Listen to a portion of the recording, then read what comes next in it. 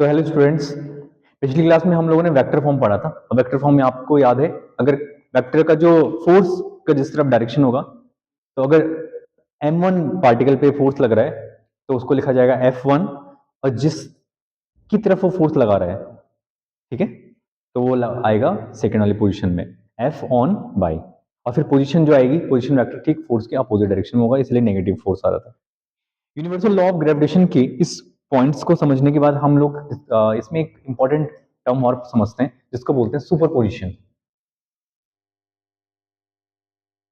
और superposition principle है क्या कि अगर आपके पास n बॉडी सिस्टम हो जिसमें आपका m1 m2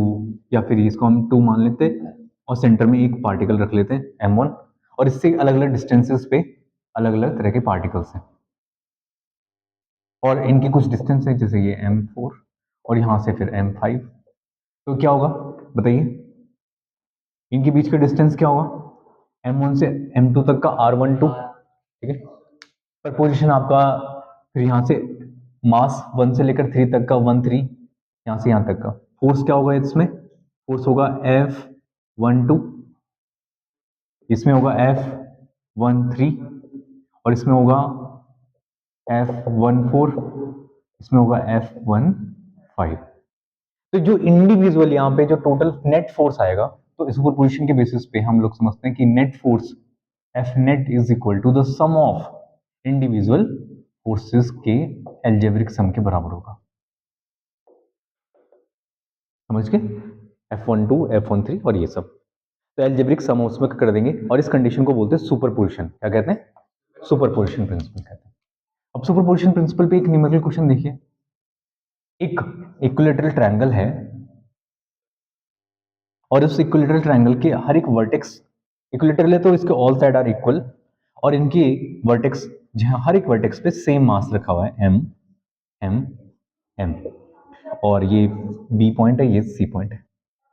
इनके ठीक सेंटर में भी एक मास रखा हुआ है 2m, और इसको क्या बोलेंगे, सेंट्रोइड। जब भी किसी ट्रायंगल के अंदर कहीं सेंटर पार्ट को बोला जाता है तो दैट इज कॉल्ड सेंट्रोइड। याद है आपको ऐसा सेंट्रोइड बनता है ऐसे, क्या कहते हैं इसको, सेंट्रोइड। तो इसके सेंट्रोइड में ये आपका एग्जांपल नंबर 7.1 है आपका एनसीईआरटी से, आप इसको देखेंगे तो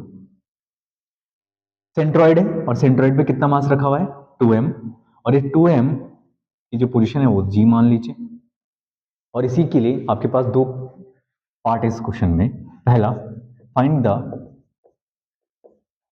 net force at centre. Second, अगर इसमें जो 2m मास है, 2m मासेस के बेसिस पे क्या निकालना होगा, अगर कैलकुलेट करना होगा तो उसको कैसे कैलकुलेट करेंगे, 2m मासेस के लिए, 2m masses के लिए what is the force if the mass at the vertex A is double? What is the force, what is the force if mass at vertex E, E कौन सा location है, ये इस E वाले मास को क्या कर दिया जाएगा, इज डबल, अगर ये डबल हो जाए। तो सबसे पहले तो हम इसका फाइंड करेंगे, find the net force at centre. अब देखिए ये कितना बॉडी सिस्टम है, 1 2 3, एक दो से ज्यादा इसमें, तो आप कौन सा प्रिंसिपल लगाओगे, सुपरपोजिशन प्रिंसिपल। पर सुपरपोजिशन प्रिंसिपल लगाने से पहले थोड़ा इसका कंस्ट्रक्शन कर लेते हैं। यहां से इसको मिला देंगे और इसको मिला देंगे, और इसमें गिवन भी है, कि गिवन में बोला गया है कि ए जी सी जी ये गिवन है, एंड बी जी इनकी वैल्यू गिवन है आपके पास 1 मीटर, कितना मीटर है, 1 मीटर डिस्टेंस में, ठीक है। तो आप सबसे पहले यहां पे फोर्स निकाल लीजिए एफ ए जी पे, कितना आएगा F E G, capital G, formula क्या होता है फोर्स का, capital G m1 m2 upon R square या डी स्क्वायर। इन दोनों के बीच का डिस्टेंस कितना है 1, और m1 m है और ये 2m है, तो m इंटू 2m अपॉन 1। अब इसमें एक और चीज आपको ड्रॉ करना पड़ेगा, एक्सिस। ये आ जाएंगे आपके x एक्सिस और इस तरफ हो जाएगा आपका y एक्सिस। तो ए जो पॉइंट है वो y एक्सिस की तरफ है, तो इसमें कौन सा आएगा, g कैप। क्या आ जाएगा, इसको आप ये लिख लीजिए इतना। नेक्स्ट एफ सी जी आप निकालिए, लेकिन सी जी निकालने के लिए सी जी जो है एक्स का और इसके उसमें एक एंगल क्रिएट कर रहा है। कोई भी अगर इक्विलेटरल ट्रायंगल है तो उसके तीनों एंगल का एक एंगल कितना आता है, 60 डिग्री। ट्रायंगल का अगर इक्विलेटरल ट्रायंगल है तो उसका एक एंगल 60 डिग्री होता है, और 60 डिग्री को ये बाइसेक्ट कर रही है लाइन, कौन सी, सी जी। तो ये वाला एंगल कितना हो जाएगा 30, तो ये भी कितना हो जाएगा 30। यहां से यहां तक ये जेड बन रहा है ना, ये भी 30 तो ये भी 30। अब जब 30 होगा तो इसके कितने कंपोनेंट आएंगे, 2 कंपोनेंट आ जाएंगे ऐसे, इसी के सी जी के 2 कंपोनेंट कौन कौन से, इस तरफ सी जी का जो कंपोनेंट होगा उसको बोला जाएगा कॉस थीटा। क्या बोला जाएगा, कॉस 30। और इस तरफ बोला जाएगा क्या, साइन 30। ऐसे इस वाले कंपोनेंट के भी 2 कंपोनेंट आएंगे, और इसके दोनों कंपोनेंट को यहां पर ये 30 तो ये भी 30 होगा, और इधर क्या बोलेंगे कॉस 30, लेकिन कैसा आएगा माइनस में। माइनस क्यों आएगा, क्योंकि अगर ये एक्स डायरेक्शन में जा रहा है तो ये आई कैप आएगा, लेकिन इधर जा रहा है तो ये क्या आएगा माइनस का और आई कैप, समझ गए, माइनस आई कैप। और अगर ये आपका क्या नाम है साइन थीटा है, तो साइन थीटा तो दोनों के लिए कॉमन ही है, इस वाले के लिए भी साइन थीटा नीचे रहेगा। चलिए अब एफ सी जी को निकालना है, तो F C G equal to हो जाएगा कैपिटल जी स्मॉल एम, इस पे भी मास एम है, यहाँ पे दोनों के बीच का डिस्टेंस क्या है सी जी, तो सी जी के 2 कंपोनेंट आ जाएंगे, और अपॉन में डिस्टेंस कितना है 1। ब्रैकेट में सबसे पहले आपका क्या आएगा पॉजिटिव आई कैप कॉस 30, और इसका जो y वाला है इस सेंटर से अगर मैं ऊपर की तरफ जाऊंगा तो पॉजिटिव, इसमें नीचे की तरफ जाऊंगा तो नेगेटिव, तो ये कैसा होगा माइनस जे कैप। तो ये बन गया आपका माइनस जे कैप साइन 30। यहाँ पे किसी को कोई दिक्कत, सी जी के 2 कंपोनेंट बन जाएंगे, इसीलिए आपको कंपोनेंट पढ़ाए भी हैं, थर्ड चैप्टर को याद रखना है आपको, वेक्टर को हमेशा, कि जब भी कोई कंपोनेंट ऐसा आएगा तो उसके 2 कंपोनेंट, थीटा 30 कॉस थीटा किस तरफ आएगा, जिस तरफ 30 लाई कर रहा होगा, जिसमें चिपका होगा, दूसरी तरफ दूसरा कंपोनेंट आ जाएगा। इसके बाद एफ सी जी आ गया, अब कौन सा निकालना है F B G. F B G में क्या आएगा capital G capital small M 2m upon R square, लेकिन अब इनके साथ साथ आपने फॉर्मूला लगा दिया, अब डायरेक्शन बतानी है इसकी। अब इसमें क्या है आई कैप कौन सा है माइनस का, माइनस आई कैप कॉस 30, और जे भी कौन सा होगा माइनस का ही, तो ये दोनों माइनस के जे कैप साइन 30। समझ में आया। अब एफ सी जी और एफ बी डी आ गया, तीनों को क्या कर देंगे सम कर देंगे, सेंट्रोइड पे निकालना है एट सेंटर, तो नेट कितना आ जाएगा, net force at ji,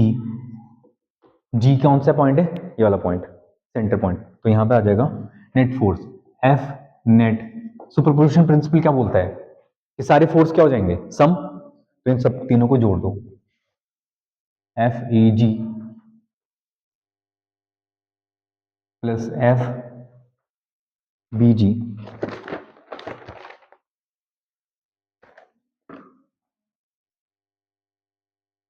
F A G plus F B G plus F C G, तीनों को ऐड करेंगे तो आपको क्या मिलेगा capital G M into M 2m square, capital G 2 × m square upon 1, लेकिन इसमें कौन सा कैप है जे कैप, प्लस 2 को आगे लिख दूं 2gm स्क्वायर, और इधर आएगा प्लस, इस पूरे टर्म को लिख सकता हूं मैं 2 कैपिटल जी एम स्क्वायर, ये लाइन है। अब अगर आप इन सबको सम करोगे, यही देखो सम करने में क्या मिल जाएगा, ये आई कॉस थीटा प्लस का ये माइनस का कैंसिल, ये पूरा का पूरा टर्म खत्म, जुड़ रहे हैं ना, ये माइनस जे साइन थीटा, ये माइनस जे कॉस साइन थीटा, माइनस जे साइन थीटा माइनस जे कॉस साइन थीटा कितना हो जाएगा, -2। तो मैं इसको यहाँ पे सीधे डायरेक्ट लिख दूं, -2 जी एम स्क्वायर जे कैप, और साइन थीटा क्या होता है, साइन स्क्वायर 30, और साइन स्क्वायर 30 कितना बन जाएगा आपका 1/4, जी जे साइन थीटा और जे साइन थीटा, और आपके पास ब्रैकेट में कितना नहीं जोड़ेंगे ना, साइन 30 प्लस साइन 30 2 साइन 30, ये भी आपके पास कितना आ जाएगा, साइन 30 ये सब कुछ कॉमन आ जाएगा ना, कितना बनेगा एक बार चलो ओपन करके देखो,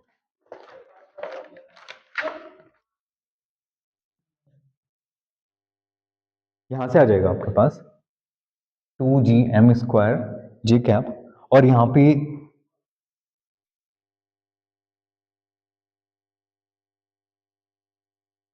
अच्छा हमने यहां पर क्या करा कि जो टर्म हमने लिए इन दोनों के साथ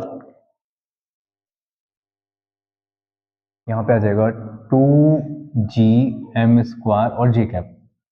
देखिए सही है, साइन 30 कितना होता है 1/2, ये भी 1/2, तो 1/2 प्लस 1/2 कितना हो जाएगा 1, समझ रहे हो, जे कैप कॉमन आ जाएगा 2gm², 2gm² कॉमन आ जाएगा, और यहां से साइन 30 कितना होता है हाफ, -1/2 -1/2 तो 1, और 1 की मल्टीप्लाई इसके साथ करोगे तो फिर यही बन जाएगा, नेट फोर्स कितना आ गया F net is equal to 0, ये पहला पार्ट हो गया। अब इसका कंक्लूजन बताऊंगा ऐसा क्यों हुआ होगा, इसलिए हुआ ड्यू टू सिमेट्री, और जब भी क्या हो सिमेट्रिक हो और आपका क्या बन रहा हो मास यहां पर कुछ भी हो अलग अलग जगहों पे, लेकिन उनका अगर सेंटर निकाला जाएगा तो उसके सेंटर पे जो टोटल नेट मास आता है वो 0 होता है, क्यों, एक फील्ड की वजह से, उसको बोलते हैं ग्रेविटेशनल फील्ड, क्या कहते हैं,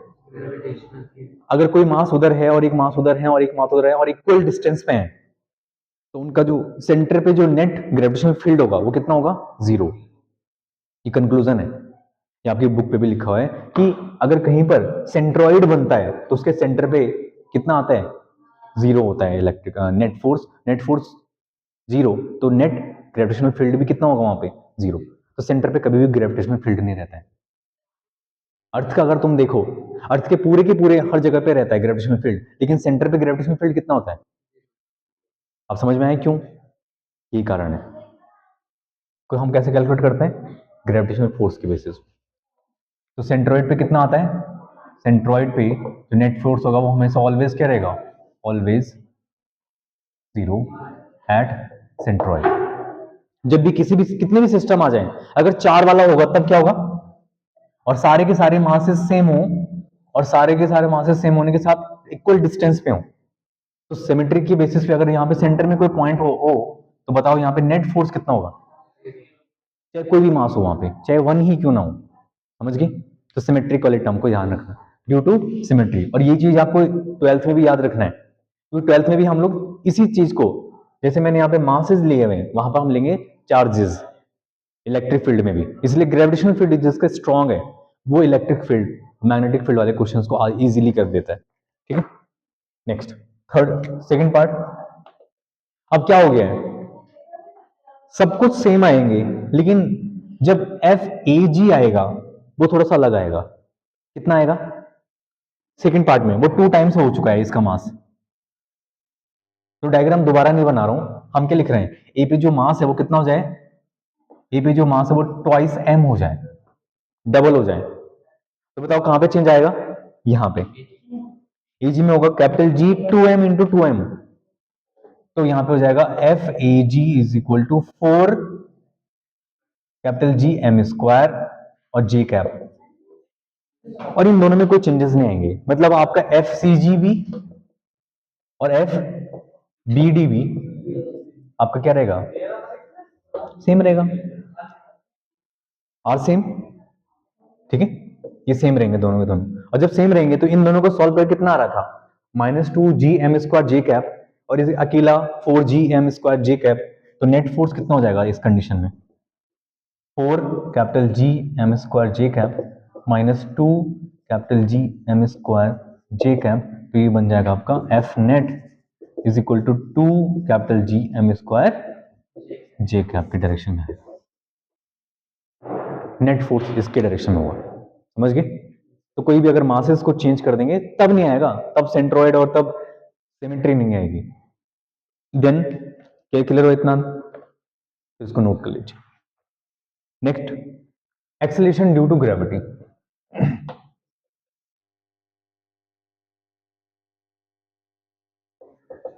एक्सेलरेशन ड्यू टू ग्रेविटी, और एक्सेलरेशन ड्यू टू ग्रेविटी के लिए हम लोग क्या करते हैं, एक्सेलरेशन ड्यू टू ग्रेविटी को कैपिटल जी के टर्म्स में हम लोग लिखते हैं इसमें, ठीक है। और कैपिटल जी के टर्म्स में हम कितना लिखते हैं, स्मॉल जी और कैपिटल जी में एक रिलेशन है, तो वही एक्सेलरेशन ड्यू टू ग्रेविटी अगर हम इक्वेटर और पोल के बेसिस पे देखें तो इक्वेटर और पोल में क्या रहते हैं, उनके चेंजेस देखने को मिलते हैं। इक्वेटर में डिस्टेंस बढ़ जाता है क्योंकि अर्थ का शेप कैसा है, बिल्कुल फिक्स्ड सर्कुलर नहीं है, कहीं बीच में से थोड़ा सा चपटी है और ऊपर से थोड़ा सा धसी हुई है ऐसे। तो अपने पोलों में थोड़ा सा उसके डिस्टेंस, उसका जो रेडियस है वो कम है, और जो डायमीटर है इक्वेटर में वो वाला थोड़ा ज्यादा है। तो रेडियल इक्वेटर वाला जो रेडियस आता है वो चेंज वो अलग होता है, पोल में जो रेडियस आता है वो अलग होता है। साथ ही साथ अगर हम किसी ऑब्जेक्ट को अर्थ के सरफेस की तरफ हाइट में फेंकते हैं तो उसकी वजह से भी जी का वैल्यू बढ़ता है, बढ़ता और घटता, घटता बढ़ता है। वैसे तो घटता ही है दोनों कंडीशन में, या फिर अर्थ के सरफेस से नीचे छोड़े, जैसे कि आप ओशन की तरफ डेप्थ में भेजें तो उस समय भी जी के वैल्यू में कुछ चेंजेस आते हैं।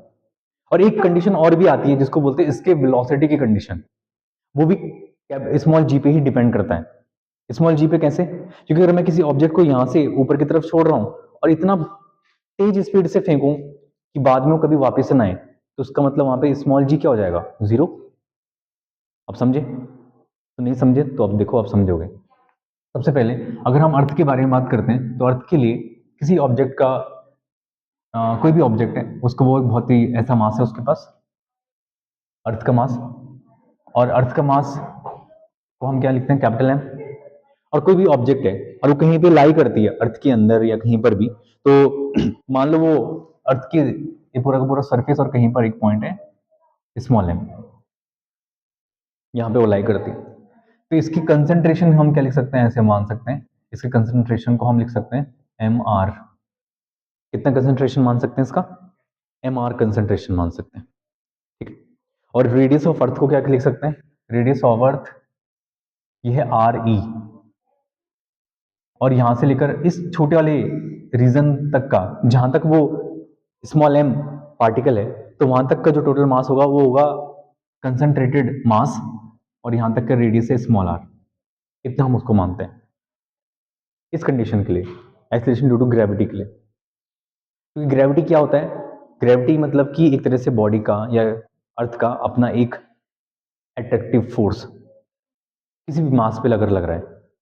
और उसका मास का कोई भी साइज हो सकता है, कुछ भी साइज, तो हमने उसके मास को इतना मान लिया। तो इस एम आर वाले गोले पे, ये एम आर और ये जो छोटा मास है, इन दोनों के बीच लगने वाला फोर्स को हम लिख सकते हैं क्या, F equal to capital G small M, और स्मॉल एम उस कंसंट्रेटेड रीजन में हम कह रहे हैं, तो कंसंट्रेटेड रीजन में कितना हो जाएगा, M into M R upon इन दोनों के बीच का डिस्टेंस आर स्क्वायर, ये इस रीजन का हो जाएगा। एम आर हम कौन से मास को मान रहे हैं, एम आर इस रीजन के मास को मान रहे हैं ऐसे, ये बड़ा मास अंदर का जो कंसंट्रेटेड पार्ट है। कंसंट्रेटेड पार्ट हम क्यों लेते हैं, जैसे आपने कभी किशमिश को देखा है, किशमिश अपने आप में पहले बिल्कुल ही सिकुड़ा सा रहता है, लेकिन जैसे उसके अंदर वाटर जाता है तो धीरे धीरे वो फूल जाता है। सेम एज अगर ग्रेविटी भी यही है, ग्रेविटी हर एक जगह में फैली हुई है, तो हम क्या करते हैं, किसी पार्टिकल को डिस्टेंस को एक फिक्स्ड छोटे से रीजन तक मानते हैं, पूरे अर्थ के सरफेस में नहीं रहते हैं हर कोई चीज ना, कोई अर्थ के सरफेस में यहाँ पे लाई कर रहा है, कोई यहाँ पे लाई कर रहा है, कोई अलग अलग अलग लेयर पे लाई करता है। तो इसलिए हम लोग ने क्या कर दिया, एक जगह पे ऐसा कोई फिक्स पॉइंट ऐसा मान दिया, और वहां तक का जो रीजन है जहां पर अर्थ का मास ज्यादा कंसंट्रेटेड है, क्योंकि अगर हम सरफेस के बारे में बात करें तो सरफेस में हम लोग रहते हैं, हमारे ऊपर कुछ नहीं है, फिर आसमान है, तो और आसमान में क्या है, गैसेज है। और गैसेज कैसी होती है, थोड़ा फैली फैली रहती हैं, वो कंसंट्रेटेड नहीं है, उनके बीच में थोड़ा गैसेज मॉलिक्यूल में आप हाथ इधर उधर फैला सकते हैं। लेकिन जहां पर कंसंट्रेटेड होगा वो कौन है, मिट्टी, ये सब चीजें, ऐसी चीजें, ठीक। तो वो आपका पूरा लैंड सरफेस है और यहाँ वाटर सरफेस है, तो उसके लिए आपने इतना फोर्स मान लिया, इसको आप इक्वेशन नंबर 1 रख सकते हैं, ठीक। साथ ही साथ इंटायर जो अर्थ का मास होगा, इंटायर अर्थ का मास, अब उसमें सारा कुछ आएगा, सब कुछ, तो entire mass of earth, entire mass of earth को क्या बोलेंगे, mass of earth is equal to, और मास का फॉर्मूला क्या होता है, volume into density, volume into density, और डेंसिटी को रो से डिनोट करते हैं। अब किसी भी छोटे से छोटे पार्टिकल की बात करो, अब अगर मैं पानी की एक बूंद लूं या पूरा बड़ा ओशन ले लूं, पानी की बूंद का डेंसिटी सेम रहता है। ऐसे हम एटम में भी पढ़ेंगे, कोई हाइड्रोजन, अब बहुत सारे हाइड्रोजन को मिलाकर आपने बहुत बड़ा हाइड्रोजन बना लिया, या एक छोटा सा हाइड्रोजन भी ले लिया, छोटा सा पॉइंट भी ले लिया हाइड्रोजन का कहीं पर भी, तो उसका डेंसिटी और बहुत बड़े का भी डेंसिटी सेम रहता है। समझ गया, पानी का भी जैसे समझा, एक ड्रॉप पानी लो चाहे एक बड़ा पानी का बूंद लो, उन दोनों में डेंसिटी सेम रहता है, यूनिफॉर्म रहता है, तो डेंसिटी में कोई चेंजेस नहीं आते हैं। इसमें चेंजेस आ जाएंगे 4/3 पाई आर ई क्यूब, इसके रेडियस को हम ये मान सकते हैं 4/3 4/3 pi R cube multiplication by density mass of earth. Mass of earth के साथ साथ हमने जो दूसरा, उसी के अंदर एक रीजन माना है जिसको कंसंट्रेटेड मास कहेंगे। कैसे, जैसे हम सेंटर ऑफ मास के लिए मानते थे, तो सेंटर ऑफ मास के लिए जो कंसंट्रेटेड मास होगा उसका डेंसिटी क्या होगा, similarly for concentrated mass M R is equal to 4/3 pi R cube into rho. तो मास ऑफ अर्थ और मास ऑफ जो रेडियस है, यहां से देखो 4/3 पाई रो क्यूब, इन पूरे की वैल्यू निकाल दो, यहां से यहां पे रख दो 4/3 पाई आर क्यूब में क्या बनेगा, आर क्यूब मल्टीप्लिकेशन बाई, इस पूरे को मैं क्या लिख सकता हूं, इस पूरे को मैं M E upon R cube लिख सकता हूं,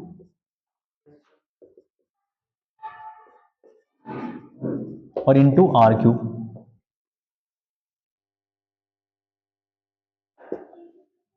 क्यों, क्योंकि mass of E 4/3 pi R E cube into rho है,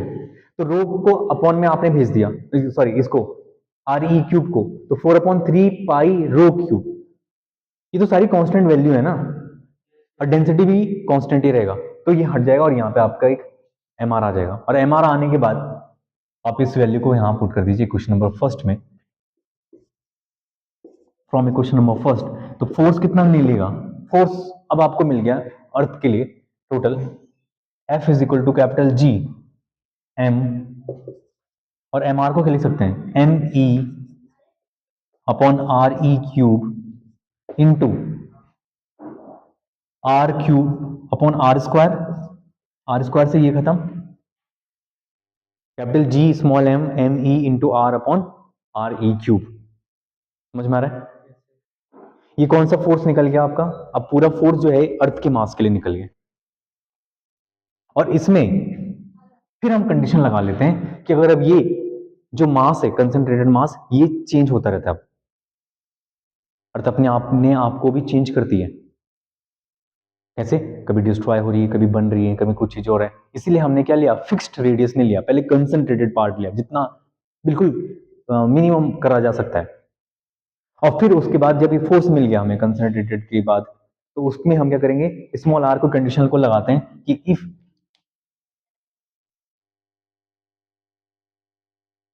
जो स्मॉल आर है वो कब लगभग आर के ई के बराबर हो, व्हेन, तो क्या बन जाएगा, एफ इज इक्वल टू जाएगा आपका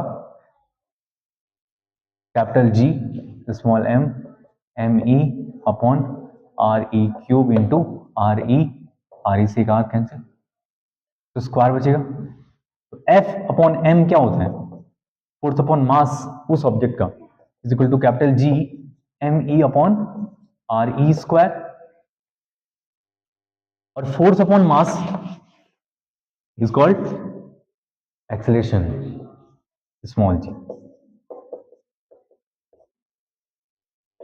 ठीक है, तो एक्सेलरेशन ड्यू टू ग्रेविटी इस तरह से फिर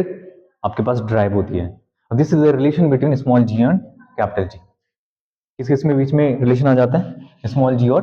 कैपिटल जी के बीच में रिलेशन आ जाता है। ठीक है,